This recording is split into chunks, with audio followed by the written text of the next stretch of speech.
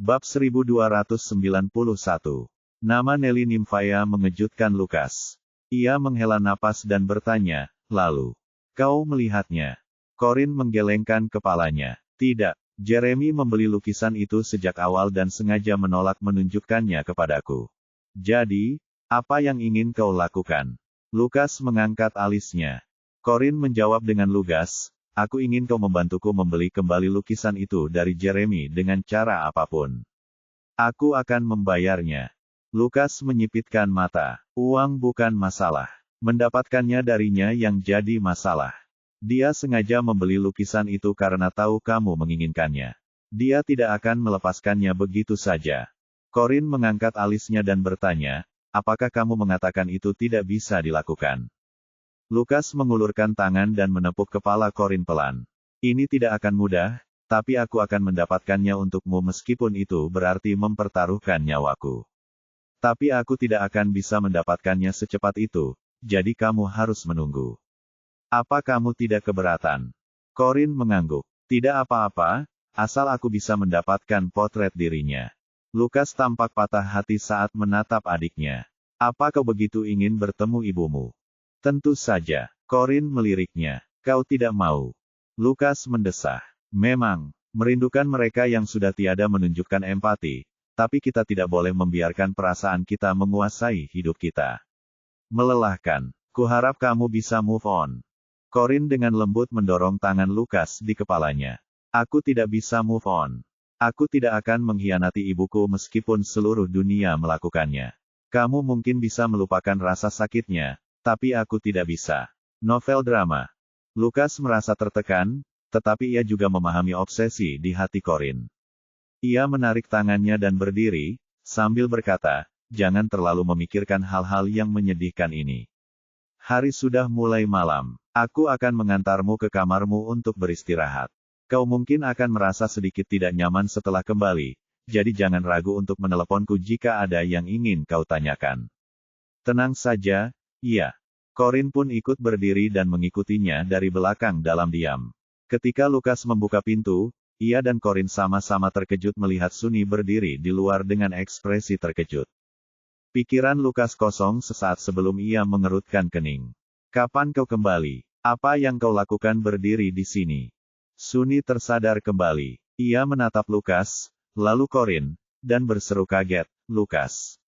Corin itu. Diam. Lukas memperingatkan, menyela perkataan Sunny. Lukas tahu Corin tidak ingin orang lain mengetahui identitas aslinya, tetapi Sunny entah bagaimana mendengar percakapan mereka.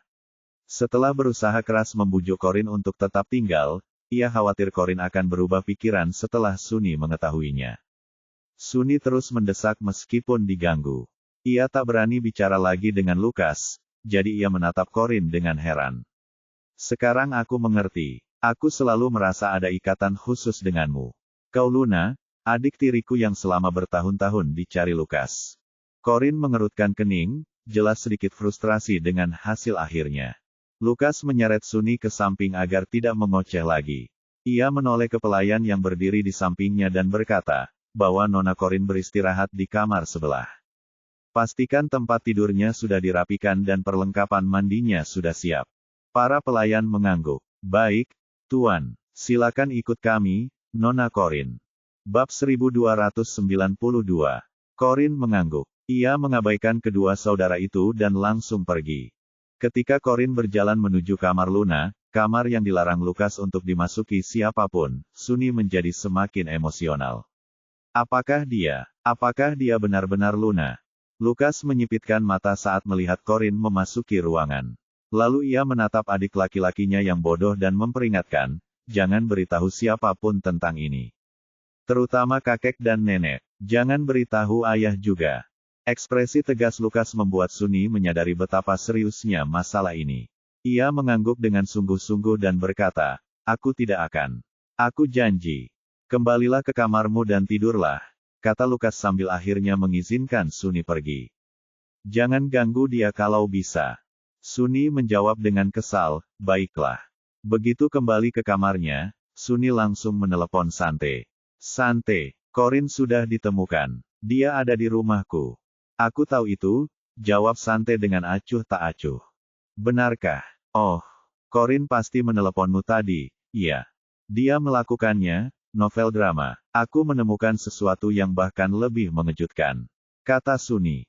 Apa? Sulit bagi Sunny untuk menahan keterkejutannya, dia sengaja merendahkan suaranya dan berkata lembut, dia adalah saudara tiriku yang hilang selama bertahun-tahun. Sante terdiam sejenak sebelum bertanya, kau sudah menemukannya? Sunny terkejut. Apa maksudmu? Apa kau sudah tahu tentang itu? Ya, lalu kenapa kamu tidak memberitahuku? Sante tetap diam. Wah, banyak sekali yang ingin kuceritakan padamu, Sante.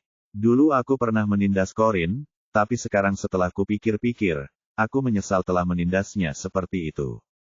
Menghadapi ocehan Sunny yang tak ada habisnya, Sante meletakkan telepon di meja kamarnya dan membiarkannya mengobrol. Ia lalu berganti pakaian rumah dan keluar dari kamar tidurnya. Aaron membawakan segelas air untuk Jason. Minumlah, Jason. Kamu bisa istirahat sebentar di sini sebelum pulang. Mengkhawatirkan Corin pasti sangat melelahkan. Jason mengambil gelas yang diberikan Aaron dan meneguk airnya. Kenapa kau tidak bisa memberitahuku di mana Corin? Aaron tersenyum tak berdaya. Karena dia menelepon kami dan secara khusus menginstruksikan kami untuk tidak memberitahu siapapun. Kau yakin dia aman? Jason mengerutkan kening. Aaron mengangguk. Ya, 100% yakin. Kau tak perlu terlalu khawatir. Aku yakin kau akan segera tahu. Jason mencari konfirmasi lebih lanjut. Apakah dia di rumah Jeremy? Aaron menggelengkan kepalanya. Aku bisa pastikan dia tidak. Jason terdiam sejenak sebelum meletakkan gelas airnya. Kalau begitu, aku permisi dulu. Aaron lalu berkata dengan sopan, hati-hati. Berkendara dengan aman. Aaron menutup pintu setelah mengantar Jason pergi. Ia lalu berbalik dan mengangkat bahu ke arah Sante. Dia tergila-gila padanya. Sante mengambil segelas air untuk dirinya sendiri. Menurutmu dia tertarik padanya? Aaron menggeleng. Tidak. Dia masih belum bisa melupakan Jeremy. Untung dia ada di Rivera sekarang. Lucas tidak akan membiarkan Jeremy mengganggunya. Semoga saja begitu. Sante meminum airnya. Corin mandi di kamar yang konon pernah ia tinggali semasa kecil. Para pelayan menyiapkan piyama yang pas untuknya, mengganti spray dan sarung bantal, bahkan membawakannya pengisi daya. Sambil menyeka rambutnya, dia mengisi daya ponselnya dan menyalakannya untuk melihat pesan-pesannya yang belum terbaca. Bab 1293. Ada banyak notifikasi panggilan tak terjawab. Mayoritas dari Jason, diikuti Aaron dan Sante. Corin bertanya-tanya apakah dia harus mengirim pesan teks untuk memberitahu dia bahwa dia aman. Ada juga banyak sekali pesan dari Jason di aplikasi media sosialnya. Semuanya menanyakan keberadaan dan keselamatannya. Dia merasa agak kasihan padanya dan menjawab, aku baik-baik saja. Ponselku kehabisan daya. Jason menjawab hampir seketika, di mana kamu sekarang? Aku lebih baik tidak mengatakan, kau akan langsung berlari menemuiku jika aku memberitahumu, dan aku tahu Lucas akan mengizinkanmu masuk untuk menemuiku karena kalian berdua memiliki hubungan yang baik. Jason mengiriminya pesan lagi. Kenapa tidak? Nanti juga tahu. Aku ngantuk. Jadi aku mau tidur sekarang. Corin keluar dari obrolan setelah membalas Jason. Ia hendak mengunci layar dan meletakkan ponselnya ketika melihat permintaan pertemanan ditampilkan di bagian bawah layar. Dia mengklik notifikasi dan melihat bahwa permintaan itu dibuat oleh Jeremy. Dia baru saja membuat akun baru dan menonaktifkan akun lamanya untuk menghindari Jeremy. Kenapa dia menambahkanku sebagai teman lagi? Setelah menolak permintaan Jeremy, Corin mematikan layar dan meletakkan ponselnya untuk mengeringkan rambut. Setelah selesai, ia memutuskan untuk berbaring di tempat tidur dan terus menggulir ponselnya. Saat itulah ia melihat permintaan pertemanan lain dari Jeremy. Kali ini, ia menyertakan pesan yang berbunyi, apakah kamu tidak menginginkan lukisan itu? Novel drama. Corin terdiam dan marah. Tangannya gemetar saat memegang telepon. Jeremy tahu cara memanfaatkannya. Semara apapun ia tak bisa lepas dari manipulasi seperti itu. Demi lukisan itu, ia menerima permintaan teman Jeremy tanpa membalasnya. Namun, dia mengiriminya pesan dan bersikap seolah-olah tidak terjadi apa-apa. Kenapa kamu belum tidur? Corin menggertakkan giginya dan menjawab, apa yang sedang kamu coba lakukan? Setelah sekitar 1 menit, Jeremy mengirim balasan satu kata kepadanya. Tidak ada. Corin terdorong ke atas tembok. Karena tak sanggup memarahinya karena masih menginginkan lukisan itu, ia bertanya dengan sabar, dan lukisannya. Di rumah. Berapa harga yang akan kamu jual padaku? Itu tidak untuk dijual. Corin jadi gila. Lalu kenapa kamu mengirimiku permintaan pertemanan? Karena, bibir Corin berkedut. Kenapa dia membalas pesan singkat sekali? Jangan ganggu aku kalau kamu nggak ada yang mau diomongin. Corin mengabaikannya dan pergi menonton video pendek. Ia sedang sibuk menggulir layar ketika menerima panggilan video, yang tak sengaja ia geser untuk menjawab karena kurang fokus. Klip lucu yang ditontonnya sebelumnya digantikan oleh wajah Jeremy yang tanpa ekspresi. Naluri pertamanya adalah menutup telepon, tetapi Jeremy tahu maksudnya dan berkata, jangan ditutup. Kenapa aku harus mendengarkanmu? Aku akan melakukan apapun yang aku mau. Jeremy lalu berkata dengan acuh tak acuh, aku akan membakar lukisan itu jika kau menutup telepon. Corin langsung terdiam. Jari-jarinya gemetar karena marah, dan ia geram dengan manipulasinya.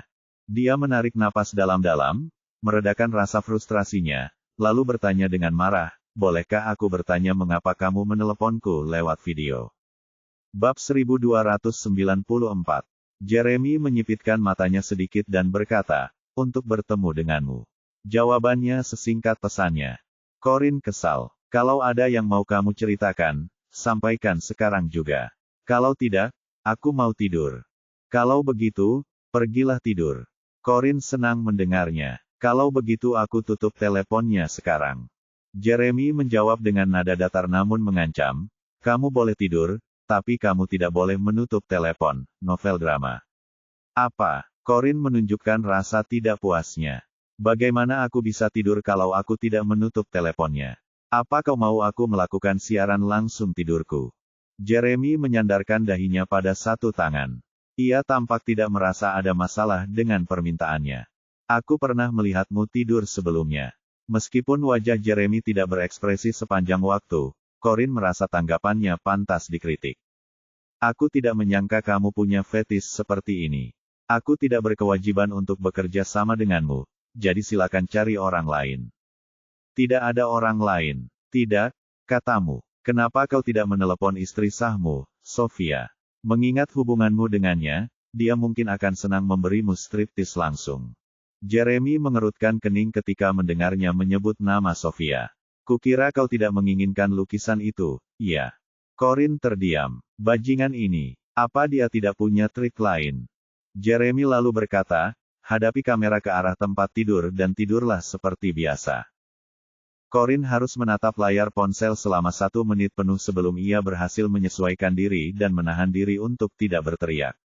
Ia meletakkan kamera di lemari samping tempat tidur dan mengarahkannya ke arah tempat tidur.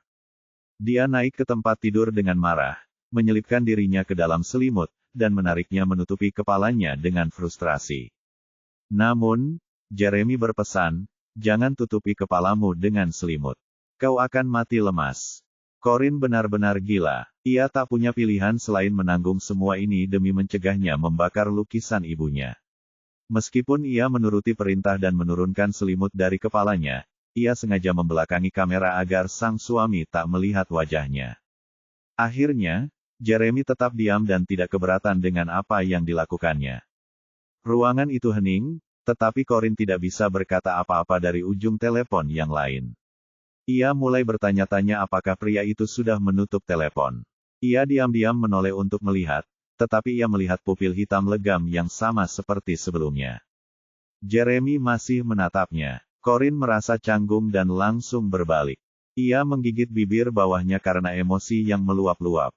Sementara itu, di dalam mobil yang sedang melintasi jembatan ibu kota baru, Jeremy bersandar malas di sandaran kursinya dan menatap ponselnya dengan saksama. Ia memperhatikan Corin yang sedang tidur membelakangi kamera. Tommy, yang duduk di kursi penumpang depan, berbalik dan mengangkat ponsel yang berkedip-kedip. Pak, ini Nona Sofia. Dia mungkin menelepon saya karena tidak bisa menghubungi Anda. Jeremy tampak khawatir membangunkan Corin di ujung telepon, jadi dia merendahkan suaranya dan berkata, katakan padanya aku sedang istirahat. Dimengerti. Tommy menerima panggilan itu dan mencondongkan tubuh sedekat mungkin ke jendela mobil sebelum menjawabnya. Halo, Nona Sofia. Bab 1295. Sofia terdengar agak cemas. Kenapa aku tidak bisa menghubungi Jeremy? Apa dia sudah pulang? Ya, jawab Tommy, dia sedang istirahat. Sofia meragukan jawaban itu, jadi dia bertanya, benarkah? Kenapa aku tidak bisa menghubunginya? Tommy menjawab sesuai permintaan Jeremy. Mungkin ponselnya kehabisan baterai dan dimatikan. Jangan khawatir, Nona Sofia. Dia baik-baik saja. Senang mendengarnya. Aku akan mencoba menghubunginya lagi besok pagi. Setelah menutup telepon, Tommy berbalik dan berkata, selesai. Bagus, jawab Jeremy dengan linglung. Tommy berpikir sejenak sebelum bertanya, sepertinya Corin ada di Riveras. Haruskah aku meminta seseorang untuk menjemputnya? Jeremy menyipitkan mata dan menatap gadis yang tertidur lelap. Tidak apa-apa, dia aman di sana. Dari video, ia tahu bahwa ia tidak berada di tempat asalnya.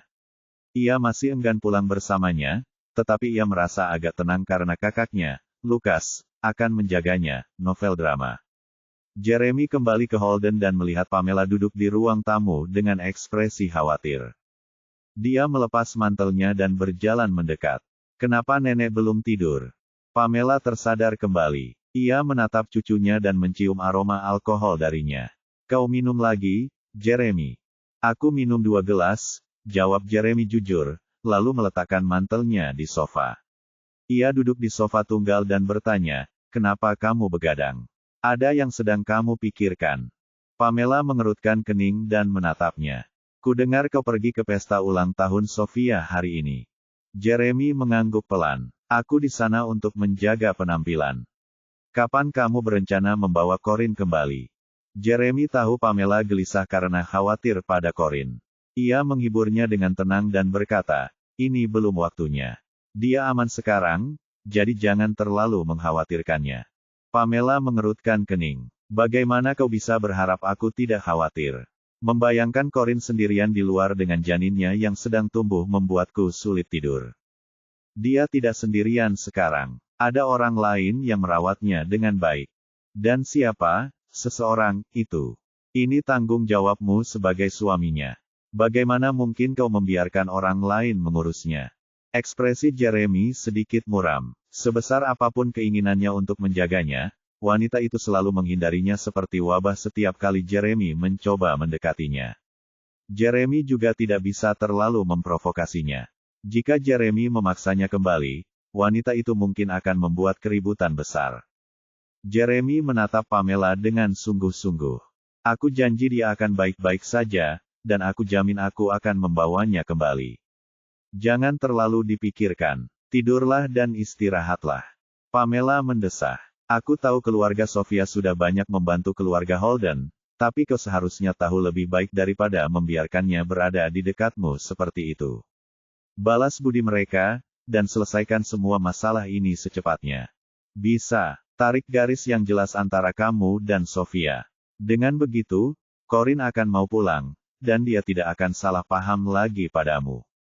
Jeremy mengangguk. Oke. Ketika Pamela melihat cucunya mendengarkannya, ia tidak lagi menceramahinya dan berdiri.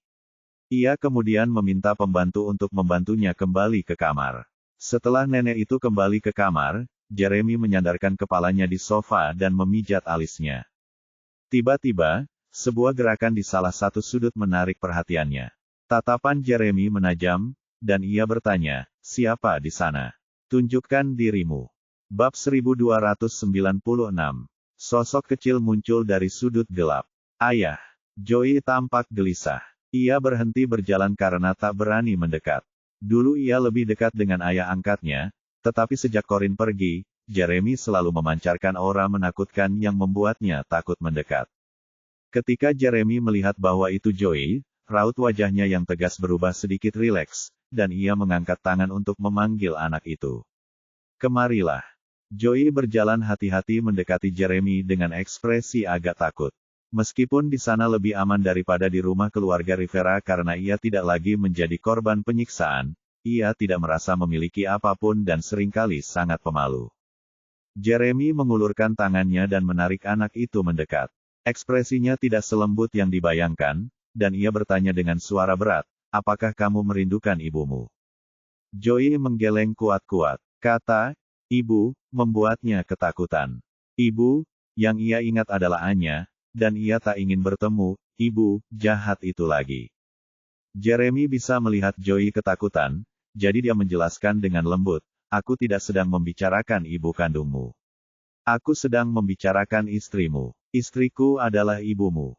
Dia telah melalui prosedur hukum untuk mengakhiri hak asuh Anya atas Joey dan berhasil setelah mendapatkan bukti bahwa Anya telah melakukan kekerasan terhadapnya. Dengan demikian, Jeremy menjadi satu-satunya orang tua angkat Joey. Joey berkedip linglung. "Istrimu?" Jeremy mengangguk. "Ya, istriku." Novel drama. Joey masih agak ragu dan menggelengkan kepalanya. "Siapa itu?"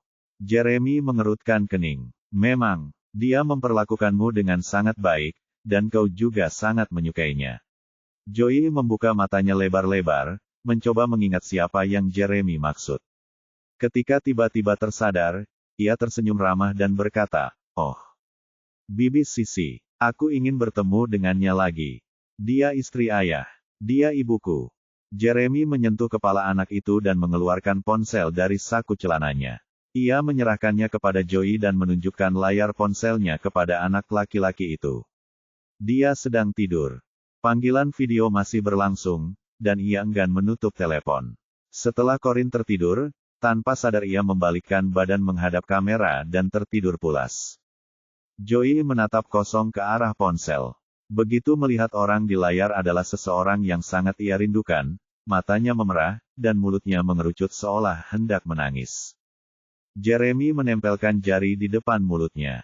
"Jangan menangis, atau dia akan bangun." Sebenarnya, Corin tidak bisa mendengar apapun karena Jeremy telah mematikan mikrofon. Jeremy hanya mengatakan itu karena ia tidak bisa menghibur Joey saat Joey mulai menangis. Joey mengangguk penuh semangat. "Oke, aku tidak akan mengganggu Ibu Sisi saat dia tidur." Mami Sisi. Joey memang jago merangkai nama-nama acak. Pertama, Bibi Sisi, lalu, Mami Sisi. Mungkin karena Corin terlihat sangat muda di mata Joey, lebih seperti adik daripada ibu. Corin adalah perempuan muda yang sangat mungil, dan kalau tidak hamil, ia pasti akan terlihat seperti anak SMA. Tatapan tajam Jeremy melembut saat ia memikirkan Corin. "Oke, Joey, kembalilah ke kamarmu dan tidurlah. Ibu akan segera kembali." Joey sepertinya akhirnya menemukan sesuatu yang dinantikannya. Ia mengangguk gembira dan berkata, "Aku akan jadi anak baik dan menunggu ibu pulang." Ia mengangguk dan langsung berlari kembali ke kamar. Ia menyelinap keluar sendirian saat pengasuhnya sedang tidur. Begitu Joey memasuki ruangan, Jeremy kembali menatap layar. Ia menatap wajah Corin yang tertidur dan mengelus ponselnya dengan lembut. Kemudian ia bangkit dan naik ke kamarnya. Bab 1297. Sudah lama Corin tidak tidur nyenyak seperti ini. Ia tidak tahu apakah itu karena ia tidur di kamar yang dulu ia tinggali saat kecil. Malam tanpa mimpi sangat baik untuk menghilangkan rasa lelah. Ketika ia bangun, ia menggosok matanya dan bangun dari tempat tidur untuk menyegarkan diri. Ia kemudian menggeledah lemari untuk mencari baju ganti. Lucas telah menyiapkan banyak baju hamil untuknya. Semuanya baru, bahkan labelnya pun masih terpasang. Setelah akhirnya menemukan pakaian yang nyaman, ia melepas pijamannya dan mengenakan baju hamil. Karena kebiasaan, hal pertama yang ia lakukan setelah itu adalah meraih ponselnya. Begitu ia berjalan ke meja samping tempat tidur dan mengangkat ponsel untuk melihat waktu, ia melihat wajah tampan Jeremy di layar. "Gah!" teriak Corin ketakutan dan menatap telepon. Ia tak terima panggilan videonya masih aktif dan bertanya dengan tergagap, "Kok? Gak tutup teleponnya." Ponselnya agak hangat karena masih digunakan untuk panggilan video semalaman. Kabel pengisi dayanya masih terpasang, yang menjelaskan mengapa baterai ponselnya tidak habis. Jeremy menjawab tanpa ekspresi, "Mengapa aku harus Bibir Corin berkedut. Ia secara naluriah mengangkat kepalanya untuk memeriksa apakah kamera berhasil merekam dirinya yang sedang berganti pakaian, dan ternyata berhasil. Sialan, dia punya firasat buruk kalau dia mungkin melihatnya telanjang, tapi dia berharap yang terbaik dan bertanya, apa kau melihat semuanya? Masih ada kemungkinan dia sibuk dengan hal lain dan tidak memperhatikan teleponnya. Ekspresi Jeremy tetap tidak berubah, dan dia mengangguk. Ya, harapan Corin hancur. Ia tersipu dan berkata, kau, dasar mesum.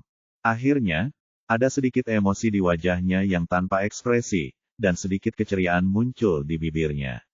Kudengar perut yang lebih bulat berarti bayinya perempuan, novel drama. Kulit kepala Corin merinding, dan ekspresinya membeku. Dia memperhatikanku begitu saksama dan bahkan menyadari kalau perutku bulat. Berani-beraninya dia meramalkan kalau bayiku perempuan. Ada pepatah di kalangan generasi tua bahwa perut yang lebih bulat menandakan bayi perempuan, sementara perut yang lebih runcing menandakan bayi laki-laki. Ia terkejut Jeremy pernah mendengar pepatah seperti itu sebelumnya. Bukan itu intinya. Intinya adalah Jeremy telah melihat tubuh telanjangnya. Corin berkata dengan sedih, anak itu perempuan atau bukan, itu bukan urusanmu. Dasar tukang intip menjijikkan. Jeremy tampak sedang dalam suasana hati yang cukup baik meskipun dimarahi. Ia mengerutkan bibir dan tersenyum, lalu berkata, silakan sarapan. Aku ada rapat pagi-pagi. Corin menutup telepon tanpa menjawabnya dan merasa sangat malu setelah kejadian itu. Ia baru saja berganti pakaian di hadapannya, dan ia bahkan tidak mengenakan pakaian dalam di balik pijamannya. Jeremy melihatnya telanjang, dan dia sangat frustrasi karenanya. Pada saat itu, seseorang kebetulan mengetuk pintunya. Corin tersadar kembali dan menggelengkan kepala untuk melupakan rasa malu yang harus dihadapinya. Ia lalu berjalan ke pintu dan membukanya. Sunny berdiri di depan pintu. Ia memperhatikan pipinya yang kemerahan dan bertanya dengan rasa ingin tahu, kenapa wajahmu semerah itu? Apa mimpimu menyenangkan? Corin sudah kesal, jadi dia memukul kepalanya dan berkata, aku akan menamparmu jika kau terus bicara omong kosong, dasar bocah nakal. Sunny menutupi kepalanya yang sakit dan berkata dengan kesal, aku bukan anak nakal. Bab 1298. Corin tak peduli dengan protes Sunny. Ia mendorong Sunny ke samping dan langsung berjalan melewatinya untuk turun ke bawah untuk sarapan. Sunny mendengus ketika Corin mengabaikannya dan berbalik mengikutinya. Hei, Corin, kapan kau tahu kau adikku? Saat Corin memegang pegangan tangga dan berjalan perlahan menuruni tangga, dia menjawab singkat, aku bukan adikmu. Sunny mengulurkan tangannya dengan bangga dan mendukungnya. Aku dengar semuanya kemarin. Kau Luna. Corin tidak menolak bantuan Sunny, tetapi dia menyipitkan matanya dan menjawab, itu tidak berarti aku adikmu. Sunny mengerutkan kening. Kita punya ayah yang sama, jadi kau adikku. Begitu mereka sampai di anak tangga terakhir, Corin melambaikan tangan Sunny dan berjalan menuju restoran. Meskipun dia tidak membenci Sunny, dia tidak ingin memperlakukannya sebagai adik laki-laki karena dia adalah keturunan musuh ibunya. Sunny mendengus dan mengejarnya untuk protes, tetapi perhatiannya tertuju pada sosok tinggi yang keluar dari dapur sambil memegang beberapa makanan. Orang itu bukanlah juru masak ataupun pengasuh anak. Sunny tercengang melihat apa yang dilihatnya. Lucas, kau sendiri yang memasak semua ini. Lucas mengabaikannya dan berkata lembut pada Corin, ayo sarapan. Corin duduk tanpa ragu-ragu. Sunny bereaksi seolah-olah sedang mengagumi salah satu dari 7 keajaiban dunia. Ia segera mengeluarkan ponselnya dan mengambil beberapa foto Lucas yang mengenakan celemek. Bunyi klik itu membuat Lucas mengerutkan kening. Ia menatap tajam ke arah Sunny dan bertanya, apa yang kau lakukan? Sunny menyimpan ponselnya dan meluruskan badannya. Bukan apa-apa, aku belum pernah melihatmu begitu rendah hati sebelumnya, jadi aku memotretmu untuk mengenang momen ini. Lucas memutar bola matanya ke arah Sunny dan membawakan sarapan yang telah disiapkannya untuk Corin. Silakan makan sampai kenyang. Itu adalah sarapan besar lengkap dengan telur goreng, bacon, steak ikan, brokoli, buah-buahan, dan kacang-kacangan. Setelah mengambil peralatan makan, dia melihat jam dan bertanya, apakah Anda tidak pergi bekerja hari ini, Tuan Lukas? Lukas merasa sedikit kecewa saat mendengar cara dia menyapanya, tetapi dia tetap berkata dengan lembut, aku tidak ada urusan mendesak akhir-akhir ini, jadi tidak apa-apa kalau pergi ke perusahaan nanti saja. Aku mengerti, jawab Corin dengan acuh tak acuh. Sunny lalu membungkuk dan berbisik di telinganya, dia melakukannya karenamu. Dia tetap bekerja di perusahaan, entah ada urusan penting atau tidak. Dia bahkan memasak sarapan untukmu. Aku belum pernah diperlakukan seperti ini sebelumnya, begitu pula hanya saat dia masih memanjakannya. Corin bersikap seolah-olah dia tidak mendengarnya dan fokus memakan makanannya. Sunny merasakan tepukan di bahunya, diikuti ucapan tegas Lukas, diam dan makan sarapanmu. Sunny duduk dengan patuh dan melihat piringnya. Ada 2 telur goreng, bacon yang terlalu matang, dan steak ikan yang terlalu kering. Lukas pasti akan kesulitan mengendalikan panas di wajan karena ia jarang memasak. Sunny akhirnya mendapatkan yang tidak terlalu matang. Meskipun ia terdiam saat melihatnya, makanan itu masih bisa dimakan. Rasanya jauh dari kata enak, tetapi tidak terlalu kering hingga sulit ditelan, novel drama. Lukas duduk dan sarapan bersama mereka. Piringnya hanya berisi sebutir telur dan sedikit brokoli. Bab 1299. Nanti ahli gizi akan menyiapkan makan siang untukmu, Corin. Ada yang mau kamu makan malam ini? Aku akan ambil bahan-bahannya sepulang kerja. Karena Corin memilih untuk tinggal bersama mereka, ia mungkin juga ingin memanjakan diri dengan apapun yang ia mau. Ia memikirkannya sejenak dan berkata, aku ingin makan daging panggang. Lukas mengerutkan kening, tampak tidak senang dengan permintaannya. Kamu harus mengurangi makanan berminyak. Alih-alih protes, Corin malah berkata, oh, kalau begitu aku pesan antar makanan saja. Lukas terpaksa mengubah nada bicaranya. Baiklah, aku akan membeli sayur dan daging sepulang kerja. Kita akan makan makanan panggang saat aku pulang nanti. Corin mendengus pelan dan menundukkan kepalanya untuk makan bacon. Ia menggigitnya dan berkata dengan nada cemberut, jangan lupa untuk segera mengambil lukisan itu. Dia ingin mendapatkan lukisan itu secepat mungkin agar Jeremy tidak bisa lagi memerasnya untuk melakukan hal-hal yang menyebalkan.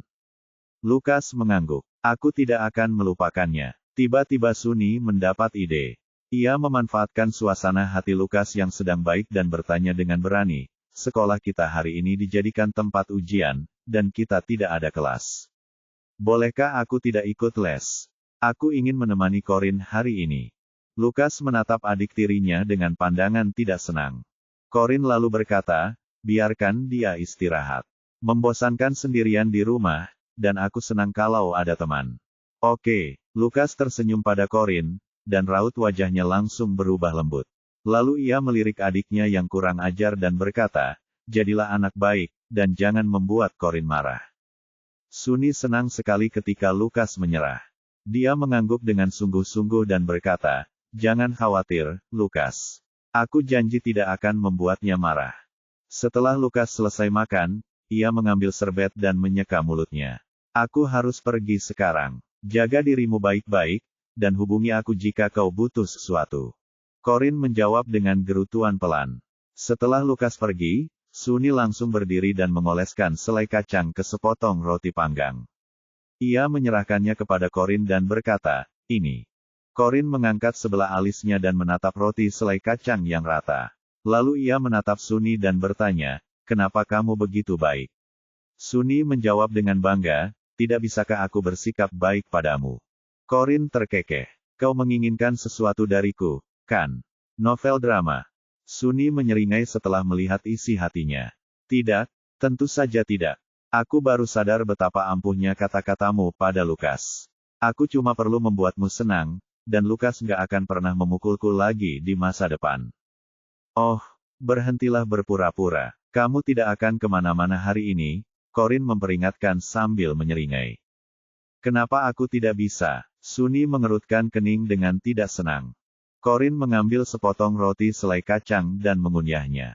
Kenapa harus? Bukankah tadi kamu bilang ke Lukas kalau kamu mau menemaniku di rumah? Ya, dan aku akan melakukannya. Aku akan menghabiskan pagi bersamamu, dan sore harinya, aku akan pergi menemui. Corin memotongnya tanpa ragu. Kau tidak akan bertemu siapapun. Kalau kau bertemu siapapun, aku akan menelepon Lukas dan langsung memberitahunya. Sunny kesal. Kok bisa gitu, Corin? Aku nggak selalu punya waktu luang sama pacarku. Corin tetap tak tergerak dan menatapnya seolah-olah dia masih anak-anak. Pacar, siapa yang mengizinkanmu menjalin hubungan di usia semuda itu? Sunny memasang ekspresi kesal. Aku bukan anak kecil. Aku sudah dewasa. Aku bebas menjalin hubungan dengan siapapun. Corin menyeringai. Kau tahu siapa aku? Bab 1300. Aku tahu, kau adik tiriku. Kata Sunny. Tapi kau tidak bisa mengaturku seperti itu. Corin melanjutkan makan roti panggangnya. Aku tidak mau. Tapi aku ingin kau tahu bahwa Sante adalah kerabatku dari pihak ibuku. Dia akan mendengarkan semua yang kukatakan. Kalau aku bilang aku tidak setuju dia menjalin hubungan denganmu, hubungan kalian berdua sudah berakhir. Ekspresi Sunny berubah drastis. Tunggu, Corin, jangan lakukan itu. Dia tahu Sante menyebut Corin sebagai bosnya dan akan menerima kata-kata Corin dengan tegas. Seolah itu belum cukup buruk, Lukas pun menuruti apapun yang diminta Corin. Sunny khawatir Lukas akan memveto hubungannya dengan Sante, tetapi dia tidak perlu khawatir jika Corin membelanya di depan Lukas. Corin dengan malas mengulurkan tangannya. Tolong serbet kertasnya. Sunny melakukan apa yang diperintahkan dan menyerahkan serbet kertas padanya. Corin menyantap suapan terakhir roti panggangnya dan menyekat tangannya dengan serbet kertas. Ia lalu bangkit dan berjalan menuju pintu. Sunny mengikutinya dari belakang. Mau kemana? Ke kebun, jawab Corin. Aku ingin jalan-jalan. Sunny menggaruk kepalanya dan bertanya, tentang aku dan Sante. Itu tergantung pada apakah kamu bisa membuktikan kemampuanmu, jawab Corin. Sunny langsung memasang ekspresi tegas. Aku mau. Matahari di luar sangat cerah, jadi tunggu di sini sementara aku ambil payung. Sunny langsung lari mencari payung, tetapi Corin pergi ke taman sendirian tanpa menunggunya. Ia berjalan menuju lautan bunga tempat ia pernah bertemu ayah kandungnya, Maxwell, tetapi musim mekarnya bunga-bunga itu seakan telah berlalu karena semua bunga telah layu. Dia sedikit kecewa karena tidak dapat melihat bunga kesukaan ibunya. Ia mendesah pelan dan terus berjalan hingga melihat sebuah ayunan tak jauh dari sana. Ia memutuskan untuk menghampiri dan duduk di sana. Duduk di ayunan itu cukup menenangkan. Tiba-tiba, teleponnya berdering dengan pemberitahuan pesan baru, novel drama. Dia mengeluarkannya dan melihat bahwa itu adalah pesan dari Jeremy. Rapatnya sudah selesai. Kamu sarapan apa? Paginya yang cerah dan menenangkan dirusak oleh pesan dari Jeremy. Ia sama sekali tidak ingin membalas pesannya. Dia hendak memasukkan kembali ponselnya ke saku ketika pesan lain datang. Aku akan membakar lukisan itu kalau kamu tidak membalas. Corin menggertakkan giginya dan menjawab, telur goreng, bacon, steak ikan, brokoli, buah-buahan, kacang-kacangan, roti selai kacang, dan segelas susu. Kedengarannya bagus. Jeremy menjawab beberapa detik kemudian. Corin memutar bola matanya dan mendengus. Kau mengkhawatirkanku, atau bayiku? Jeremy lalu mengirim pesan lagi sebelum dia sempat membalas. Dan apa yang sedang kamu lakukan sekarang? Corin menjawab dengan cemberut, duduk di kursi ayunan. Jeremy membalas dalam hitungan detik, tunjukkan padaku. Bibir Corin berkedut. Tidak ada yang bisa dilihat. Fokus pada pekerjaanmu, Tuan Jeremy. Jangan mengirimiku pesan tanpa alasan yang jelas. Yang mengejutkannya, Jeremy meneleponnya, dan itu adalah panggilan video. Corin sebenarnya enggan menerimanya, tetapi bayangan lukisan ibunya membuatnya tak punya pilihan selain menerimanya. Ia menarik napas dalam-dalam dan meyakinkan diri sendiri bahwa ia harus menanggung semua ini sampai ia mendapatkan lukisan itu. Setelah menerima panggilan video, ia melihat Jeremy duduk malas di kursi kantornya yang besar. Sesaat, ia tampak seolah-olah menguasai seluruh dunia. Corin bertanya dengan kesal, apa kamu belum pernah melihat kursi ayun sebelumnya? Sudah, jawabnya tanpa ekspresi. Corin semakin marah. Lalu, kenapa kau harus bersikeras melihatnya? Jeremy berkata tanpa berkedip. Aku belum pernah melihat babi kecil montok di ayunan sebelumnya.